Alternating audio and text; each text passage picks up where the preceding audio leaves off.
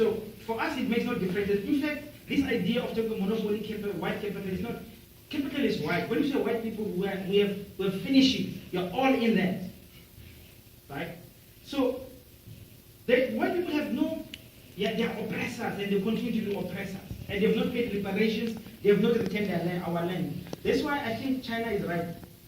In BLF, we don't allow white people as members. So we'll not have this conversation. These 10 minutes we've wasted with you, we'll not have done that in BLF. We'll have spent time talking to black people and clarifying each other on their issues. But here it's a university, you are allowed your 10 minutes, right? But so we are not interested in this conversation with white people. And they must not be in the room when we discuss revolution.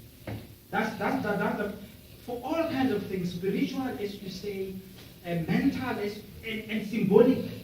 Can the enemy be outside as we, amongst ourselves, determine the path of our revolution? We are very clear about that. We have no problems at all. And we know, even when we put the enemy outside, even in the absence of the physical enemy, they're still here.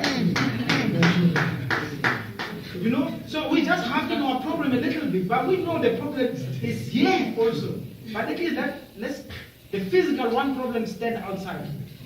The students of Rose Must Fall in Cape Town, they're already doing it very clearly. In their meetings, when they come to strategy session, they ask their white friends to get out of the room.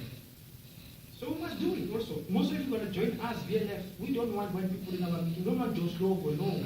Because Joe Slovo leads to an RDP house. That's what's going to happen. Sandile's point about why do I do Indians? Because they imagine themselves white. The truth of the matter is this, Sandy. It's not just so-called Indians. Even African people imagine themselves white. I mean, let's deal with this issue correctly. Most of African people, in fact, our politicians, if you think of them, all of them, they're trying so hard to be white.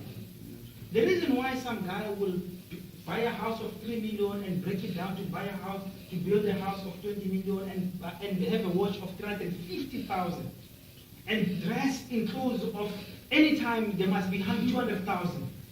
This is an attempt to run away from blackness. Right? So it is the Indians, of course. They have been put in that racial hierarchy close to whiteness. So they desperately believe somehow they'll get there. They will never get there. Right?